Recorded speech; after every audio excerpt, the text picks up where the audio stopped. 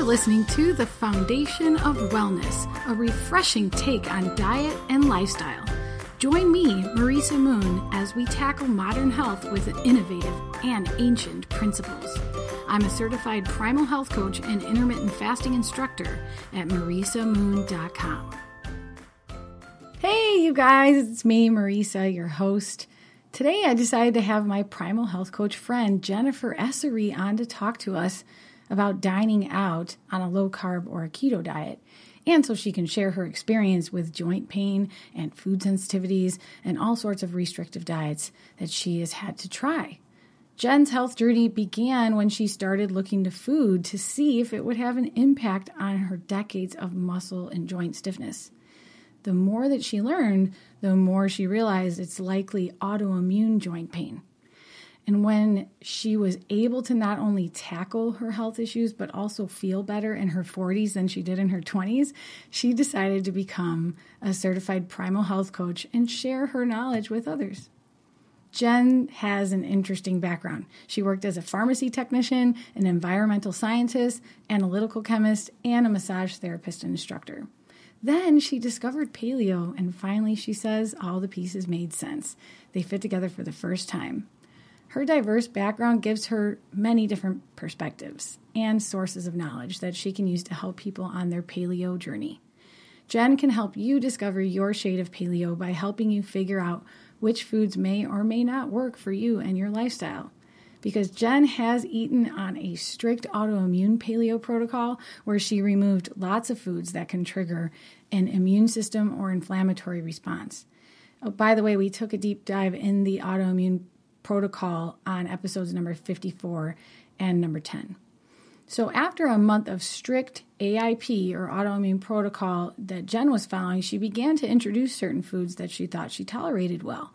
And after a joint flare-up one day, though, suddenly she could no longer tolerate eggs anymore without joint pain that lasted around 3 days at a time.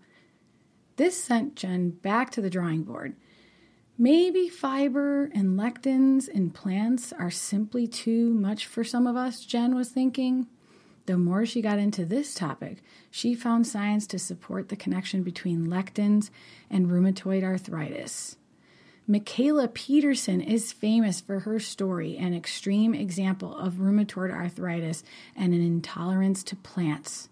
So in 2018, Jen decided to try the carnivore diet for 1 week, and that's all it took, 1 week until she was able to eat eggs again without joint pain. She's currently back on the carnivore plan. She's talking to us a little bit about that today, and she wants to see what else it can do for her gut health and joint inflammation moving forward.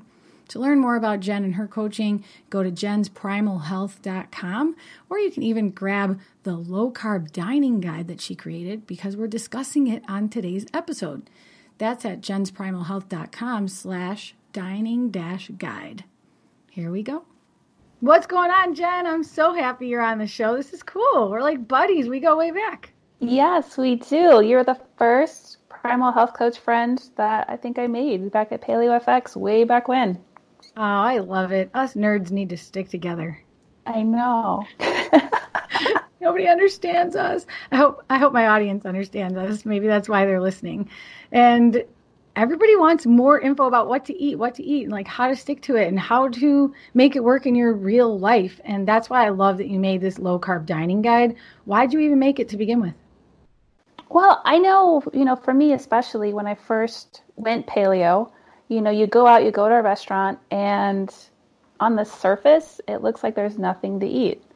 Everything is either on, in, wrapped, or with the side of, bread or potatoes. I mean, that's what we do here.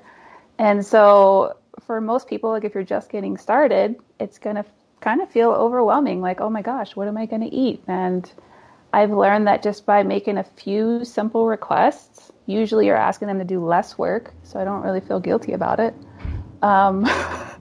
It's actually not that difficult. I think it's more like a socially awkward thing, like especially if you're with someone else and they don't know that you're dining with restrictions. I think we feel more embarrassed about the company we're with than the server, because I can be a pain in the butt to the server all day. As long as I'm nice, I don't feel so bad. Like, hey, I'm going to leave them a big tip so I don't feel bad. But a lot of times we're like, oh my gosh, this must be so annoying for my husband, friend, whoever. Yeah. I found that a lot of times, like, if you don't make a big deal out of it or don't point it out, people don't notice. Or, you know, you can just go with the basic, like, oh, I'm gluten free. Like, that seems to be pretty socially acceptable now. And that'll get a lot of things off your plate, actually. Yeah, that's true. I can attest to that. But you've had to give up some, like, very specifically, not just because you've gone in and out of the keto diet or were on the autoimmune protocol. Like, for the rest of your life now, do you have to give up potatoes and certain foods? You know, every once in a while, I'll try them out because I mean, I'm not gonna lie, I love food. I love to eat. Like at one time, I thought I wanted to be a chef until a friend pointed out that you know chefs always work every night, and I knew I wanted to be a mom. I was like, this isn't gonna work. So like, I love cooking. I love food, and I mean, there's times where you know, like you just have to pick your moment. You know, I mean, if it's a holiday and you want mashed potatoes, then eat the mashed potatoes, whatever. Mm-hmm. You know, I mean, I know that I'm not going to feel good the next day, but, you know, I'm also trying not to kind of go with that disordered eating, you know, on the other side of like obsessing over it. Is that what you mean? Like being Yeah. perfect? What kind of symptoms do you get if you had mashed potatoes? Nightshades, potatoes especially. Usually I'll find that the next morning before I even get out of bed, the bottoms of my feet hurt. Like even if you're lying down or when you're standing and walking? Like before my feet ever hit the floor, like they'll just ache and they'll be sore. And like the bottoms of my feet used to be really tight and crunchy. My husband, I tried and get him to give me foot massages, and you know, he's like, no, I can't. He's like, that's gross. Um, and so they're tight and crunchy. And I mean, like, it was probably a good couple of years where it would hurt to walk on the hardwood floors. Like, I had to have slippers on or something on. And for years, my body was it was chronically tight. You know, it felt like if you reached down and you felt my forearm, it felt like I was flexing all the time. Wow. And the medical community, all they ever said was, you know, hey, like, drink more water. I was like, I know this isn't a water thing. Like, I drink water, you know. And so I just started playing with food. And the only thing that's really made sense is Weston A. Price has an article about nightshades and how they can cause calcification in your soft tissues. And since I've cut out nightshades, that's been the one thing, the only thing I've come across that actually makes sense for how my body has changed in that regard. I mean, I cut out a lot of other things, but that's the most logical explanation I have. I mean, I don't even understand much about calcification in the tissues, but I know that that leads to so many joint problems along the line as we get older. And I didn't know it was related at all to nightshades. I thought most people get rid of nightshades because they're inflammatory. I forget the name of the compound that all nightshades have in common, which, by the way, we should tell the listeners, nightshades are a family of vegetables and fruits that are including major things like tomatoes and eggplant and potatoes. And do you want to help me out here? What else? Peppers and goji berries. That's a huge one. Ashwagandha. Yeah. So you can imagine how hard that is for someone like Jennifer.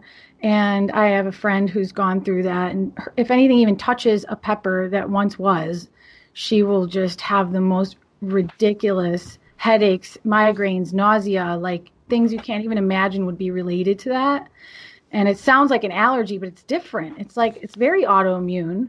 So it's like exacerbating your immune system's response as if there's like some terrible foreign invader going in your body. Is that right? Yeah. If, like, according to the autoimmune protocol, if you have an autoimmune disease, nightshades are that one group that you're least likely to tolerate, like, ever. But you can have sweet potatoes, right? You can have sweet potatoes. Sweet potatoes and yams are not in the nightshade family. But they aren't low carb either. So we probably aren't going to be telling everyone to get the sweet potatoes today, except to keep your sanity, because that's really important. And when you're carb cycling, yeah. I mean, you know more about that than I do, but I'm always telling people, hey, it's good to break the pattern and cycle in and out of these states, because then your body doesn't hold on to your fat for dear life and you enjoy your life a little bit more. Yeah, I mean, the goal is, metabolic flexibility and being able to enjoy your life, like you said. I mean, I've discovered that radishes do really well in something like a beef stew. They lose their color and they kind of turn into these little butter bombs. Like the first time I fed them to my husband in a stew, he asked me, he's like, how did you peel the potatoes this shape? Awesome. It's like, those are radishes. He's like, no, and he's taking another bite. So Yes. Yeah, I remember you told me that, and I was like, thank you so much, because I cook with radishes and turnips a lot now in our house. So those are great tips. Let's get into some of the tips in your guide, because it's perfect for anyone who's just starting out, especially if you're trying to restrict your carbs like majorly, like you would do on a keto diet, I think. What are some of your top tips in there that you think everyone really needs to know if they want to succeed? I think even like in the most greasy spoon side of the road, because when you're traveling, you can't really get like the cream of the crop, of what you really want to eat. So like you can go into really any restaurant, you can order hamburger patties, you can order chicken breast, side salad, look and see what vegetables they have that aren't potatoes. And you can usually put something together for yourself just about anywhere. Totally. I cannot agree more, because even if you want to eat one-handed, I've told people, did you know Jimmy John's has something called an unwich? I mean, you probably know, Jen, but Jimmy John's are pretty much everywhere. They have like hundreds of thousands of locations in the United States. And they will make your sandwich wrapped in lettuce, and it's really tightly bound in the paper too, so you can just kind of unravel it a little as you go. You peel the paper back little by little as you're eating it. So if you need to eat one-handed, or you're doing it while you're driving, which I don't love, then you still have options. And Jen's got a ton of options when you're dining out at a restaurant. And I like some of the basics that you introduced us to, like skip the bread basket. I mean, they're going to bring the bread basket or the tortilla chip basket to the table unless you stop them. Yeah, always. Some places around here will ask, hey, do you guys want the bread? Which is nice. You really have to take the initiative, right? Yeah, and it's the trick, I think, for most people is, you kind of open that carbohydrate door. I know it's true for me, being super low carb. I know it's true for you. It's almost like the more carbs you eat, the more carbs you want to eat. So if you're going to indulge, you have to be mindful of that. Like, oh, okay, it shouldn't turn into this big sugar show, for the next 3-4 days because you had that little piece of bread. So a lot of it is just getting in touch with yourself, recognizing patterns and how your body responds and kind of like what your subconscious mind does. Yeah, I think the bread is a great thing to consider in the chip basket, because I can't just have one piece. Like, I can't just have a few chips. I can't. Maybe some other people can. Good for you. Rock on. I'm so jealous. But I always tell people this thing that worked for me, I was really, really surprised about, Jen, is my husband sometimes wants the chip basket and I don't. And so this is so silly, but it worked. So I asked Eric to keep the basket of chips directly next to him, and I'm sitting across the table. So he's just sitting here eating them in his own little, like, tiny square footage. And I'm across the table. Like, if I wanted those chips, I would literally have to, like, kind of stand up out of my chair and reach across the table to grab them. So it stopped me. And then he was able to eat them. So that's my only other trick that's not so obvious, but is easy. It's funny that things like that work, isn't it? It just needs to be inconvenient. Yeah. And then it's totally not fair that women are usually the ones that end up with autoimmune issues. Because my husband's the same way, like, oh, just eat whatever I want, and it just is what it is. Did things change after you had a child? Was it better or worse? What? That's kind of like when I really kind of started to notice a lot of things. Like the chronic tightness I had, like that's been there since my 20s. Like I remember my first massage and the poor lady just trying to work me over, and she must have spent hours and like got nowhere. And then when I taught massage therapy, my students would work on me and they would ask me if the muscles in my back were muscle or bone, because they're so tight. And when you run your fingers across them, they crunch. Oh my gosh.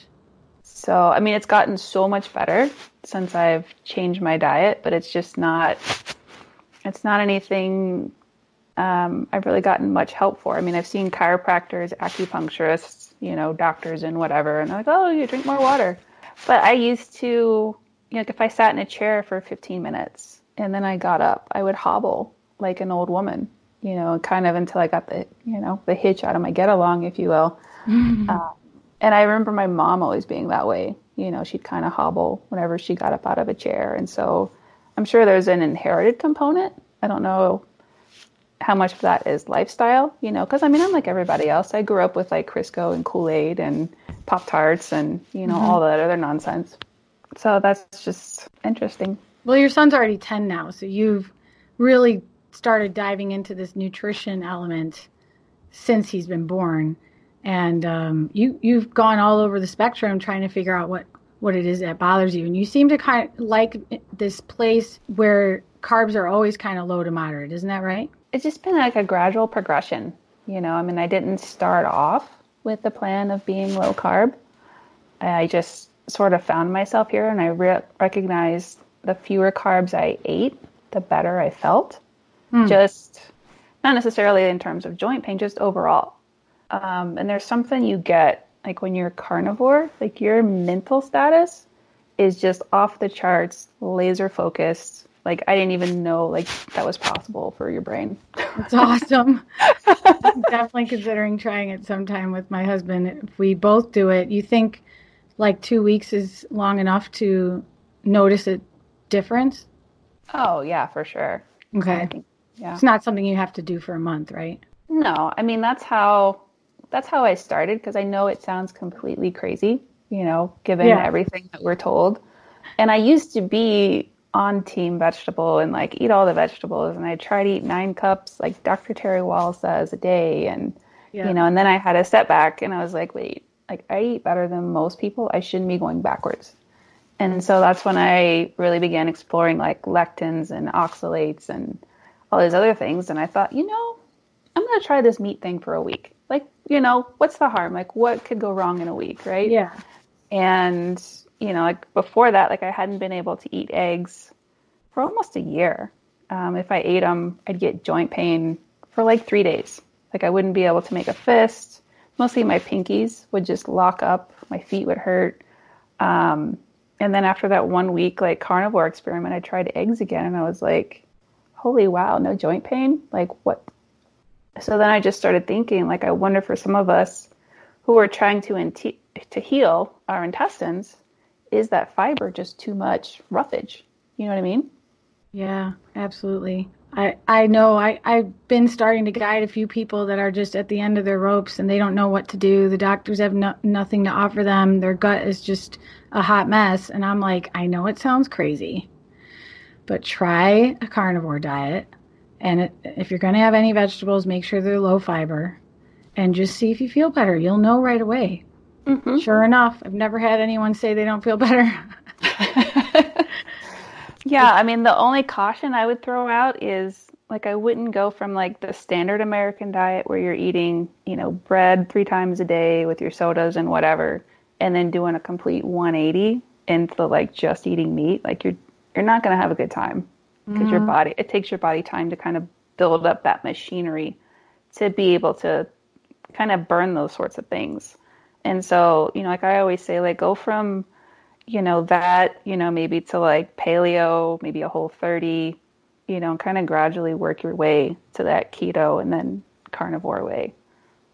I see. I mean, that's really important, because if you've never been low carb before, you've never been paleo before, it's kind of like you're doing all of that like on steroids times 1,000, and your body doesn't even know how to metabolize your own body fat or the food that you're eating to utilize it in so many different ways that you need it. So it would be great to work on that in phases. I mean, like why make it suck more than it needs to? I mean, because you're going to have, like, if you go extreme, I mean, even going from, regular food to paleo, you're probably going to have a carb flu, and so for some people, like, I kind of help them like gradually transition, like, okay, give this up first and then give this up, kind of work your way to it, because I mean, nobody is motivated by the suck, right? Like if you're into something and you're like, this sucks, like what's the chances you're going to stick with it? I mean, there are people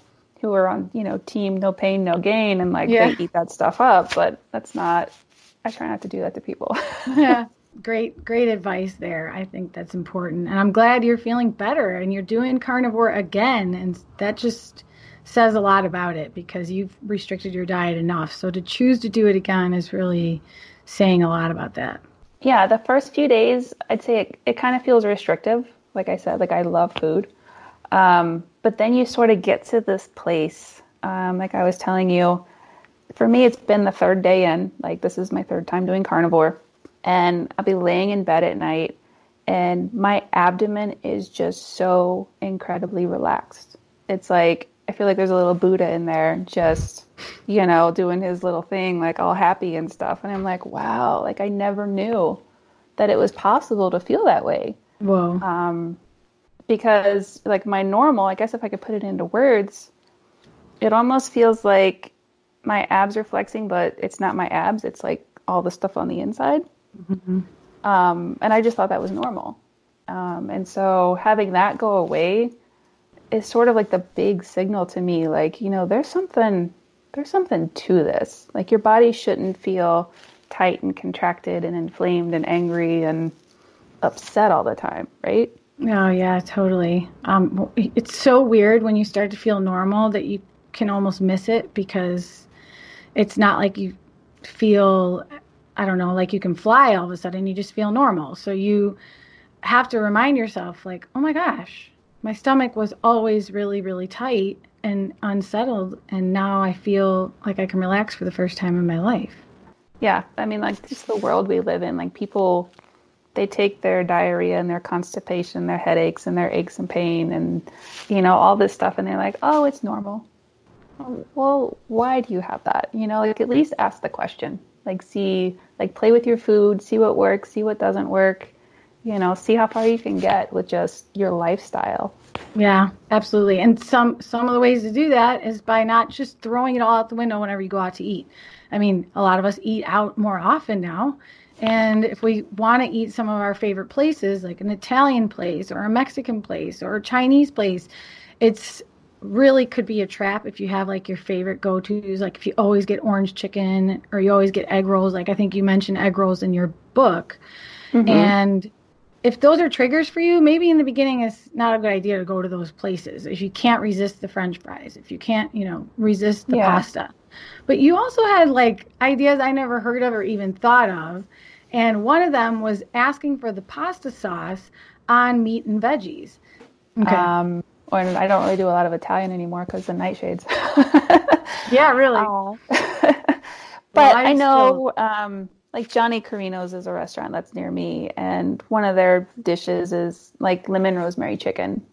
I mean, you can get that, and it comes with a side of veg, and it comes with a little small portion of spaghetti if you want, or if you want them to put something else there, maybe a side salad or a different vegetable or some, sauteed onions and peppers or whatever in place of that little bit of pasta. I mean, usually you're just asking them to hey, instead of putting this on my plate, will you put that instead? Mm-hmm. Even at a pizza joint, you can go in and say, hey, can I just have toppings, maybe a little bit of sauce, cheese if you're doing dairy, wherever you're at on that spectrum, and just have them throw that in the oven, with your salad. I mean, I don't think you're going to miss anything. That is cool, too. I thought I've done it all because I've done the crustless pizzas before at places that actually sell crustless pizzas, like Mumanati's does, for instance. Now, a lot of people in the paleo world call them meatsas because the meat is the crust. But anyway, you said you can order the toppings with just sauce and cheese. And I think that's really smart.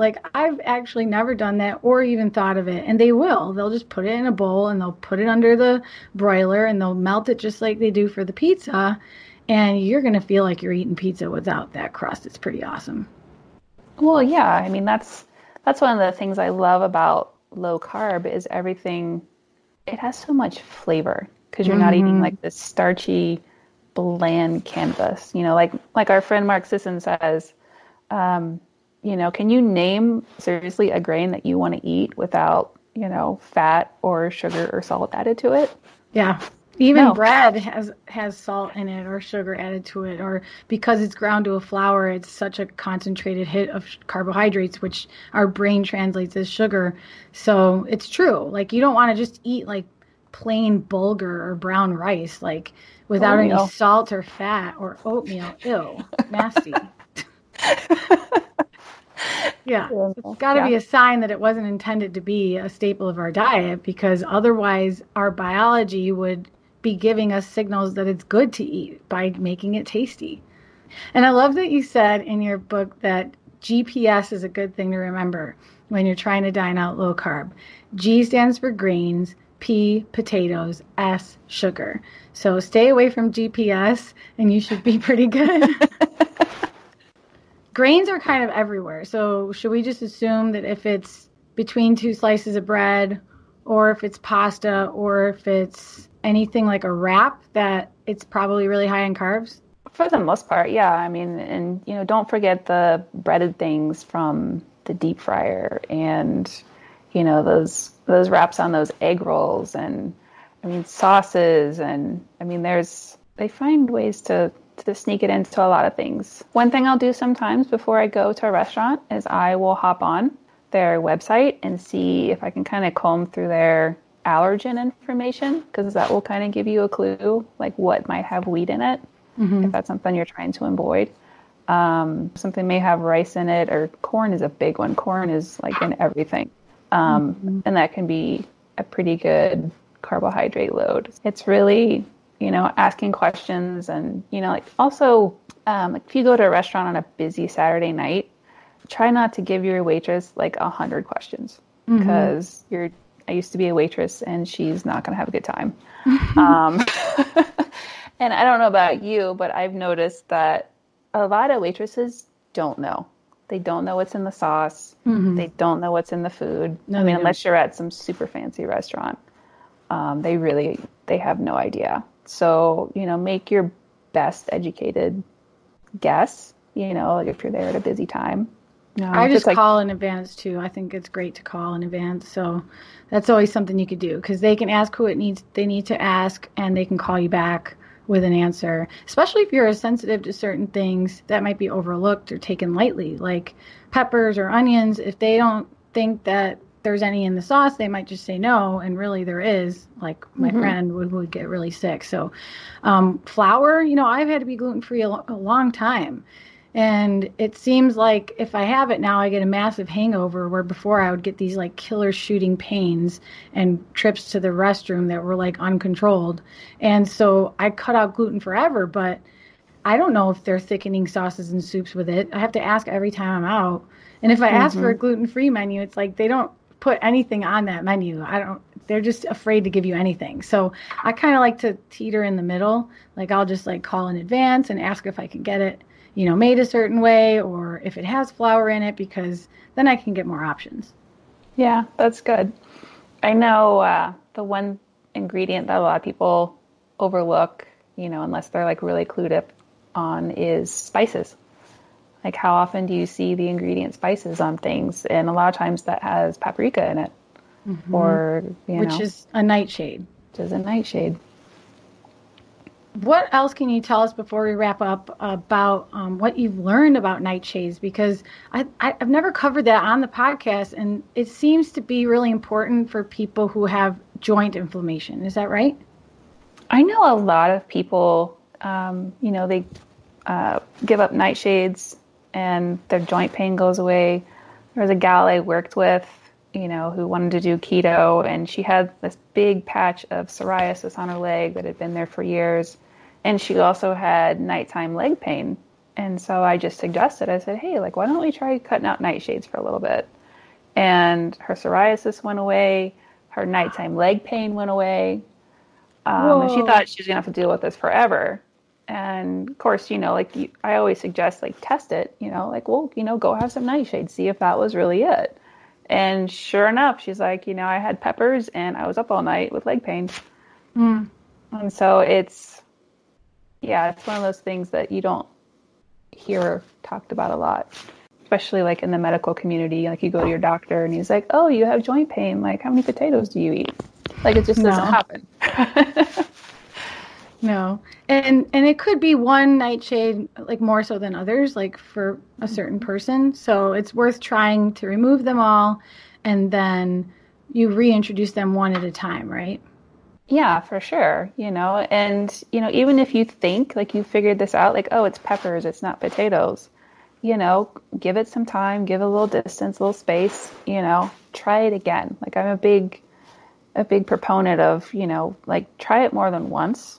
I mean, unless, I've had those reactions that were just so horrible. I'm like, no, like there's no way I'm not trying that.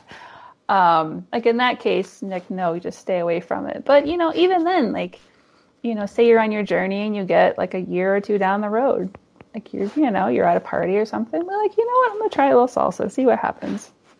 And that's, because I will say things for me definitely have changed over the years. Like there's things I don't react to as much as I used to. And so it's just that, it's that N=1 experiment. Like, what does your body tell you? And are you listening?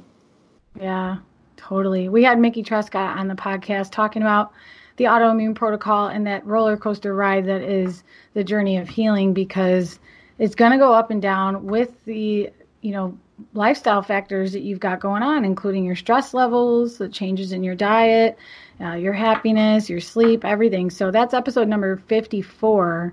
If anybody wants to learn more about that, because she really gets into that autoimmune protocol, and that's what Jen's been talking about a lot today. And Jen, you want to leave everyone with anything else before we wrap up here? It's kind of like I just said, like be in tune with your body. Learn to listen to those small, subtle signals. Like if your body is in dis-ease, there's a chance you'll develop dis-ease. Wow. Great advice. And you guys can get this dining guide we've been talking about. Again, that's at jensprimalhealth.com/dining-guide. Thanks for putting that together, Jen. It was awesome talking to you. You're very welcome. And take care. You. You too. Thank you. Bye. Bye. Well, that was full of tips, wasn't it?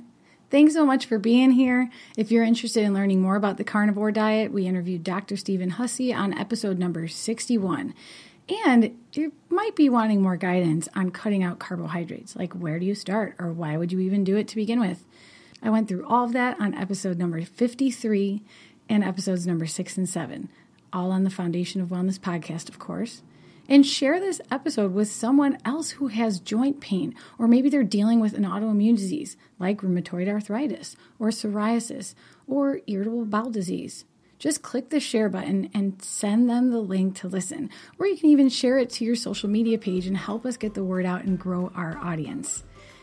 You can chat with me anytime on Instagram at Marisa_moon_ and in my Facebook group called The Foundation of Wellness, a refreshing diet and lifestyle chat. That's over at facebook.com/groups/FOW podcast. Thanks so much for listening. Bye.